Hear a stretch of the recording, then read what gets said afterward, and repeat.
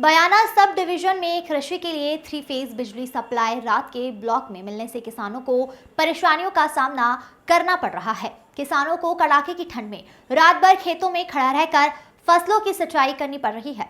समस्या को लेकर शुक्रवार दोपहर क्षेत्र के किसानों ने बिजली घर कार्यालय पर प्रदर्शन किया। इसी के बाद ही डिस्कॉम एक्सीएन विवेक शर्मा को मुख्यमंत्री के नाम ज्ञापन सौंपकर कृषि के लिए केवल दिन के ब्लॉक में ही बिजली सप्लाई दिए जाने की मांग की है।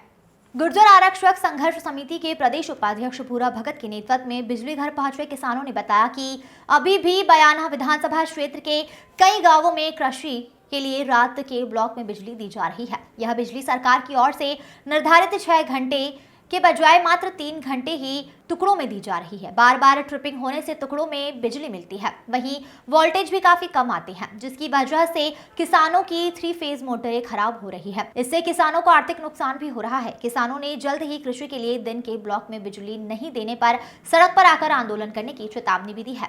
इस दौरान भाग सिंह मोरोली, भगत सिंह, चंद्रशेखर कल्ला, रामदयाल, मुकेश गुमान, राधेश्याम, सियाराम, मोहन सिंह, निर्भय सिंह, रामेश्वर, श्रीराम, राजू, गोपाल सिंह, राजकुमार आदि कई लोग मौजूद रहे।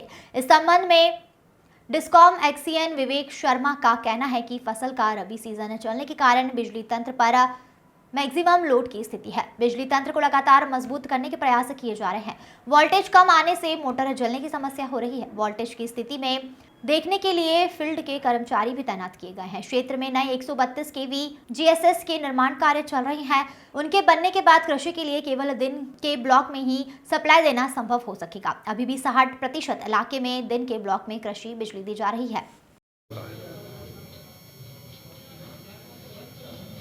आज भूरा भगत जी के नेतृत्व में किसानों द्वारा एक ज्ञापन दिया गया है और इसमें मुख्य बिजली को लेके जो बिजली मिलने में समस्याएं हैं उनसे अवगत कराया है। इस बारे में कहना चाहूँगा कि पूरा सिस्टम का हमें पता है किस तरीके से बिजली हम अभी वर्तमान स्थिति में दे पा रहे हैं। अभी सिस्टम पर पूरा लोड मैक्सिमम रबी सीजन का आया हुआ है और जो बयाना तहसील में बिजली चीखरू 132 से और बयाना से दी जा रही है। तो अभी मेन इश्यू जो अपना लगभग 80% लोड वो बयाना 132 पर है और यहाँ पर नदवई से बिजली आती है। इसमें वोल्टेज 132 के स्थान पर 100 के आसपास ही आ रहे हैं। तो इस कारण से जब कम वोल्टेज रहते हैं तो उस कंडीशन में सिस्टम ट्रिप होने के साथ साथ मोटर जलने का भी खतरा उत्पन्न होता है।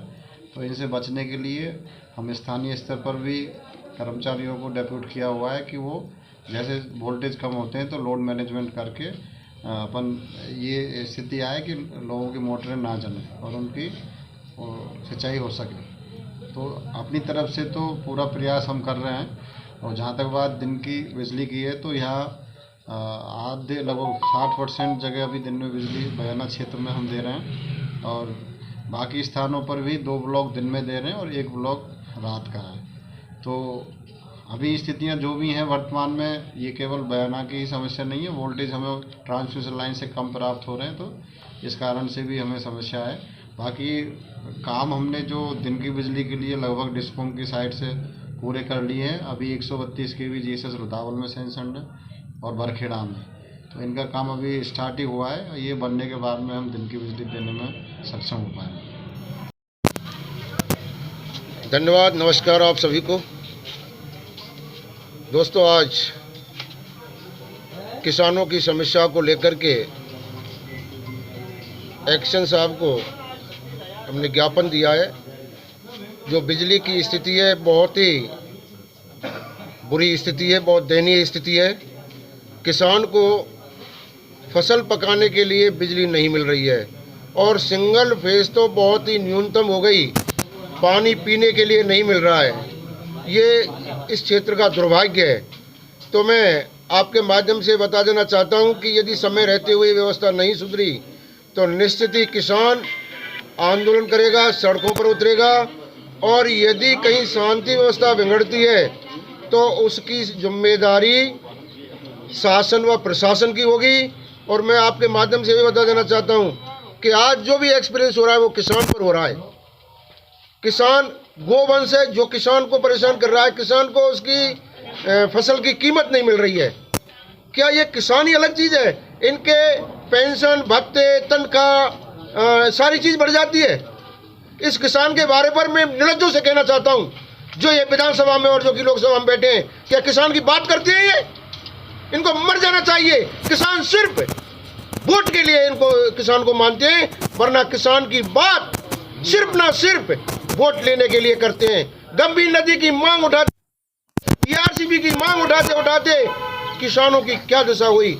और मैं आपके माध्यम से बता देना चाहता हूं कि यदि किसान की समस्या का समाधान नहीं हुआ तो ये भरतपुर जिले की चिंगारी पूरे देश में इनके, अरे यार अफसोस है, सबकी तनख्वाह बढ़ रही है, सबके भत्ते बढ़ रहे हैं। इस किसान की फसल को ये सरकारी मूल्य पर भी नहीं खरीदवा सकते। डूब जाना चाहिए तुमको चुल्लू भर पानी में। और यदि ये नहीं हुआ, इसको लेकर के रणनीति तैयार की जाएगी और किसान अब निश्चित ही सड़कों पर उतरेगा और सड़क पर से पार्लियामेंट और विधानसभा में पहुंचेगा किसान।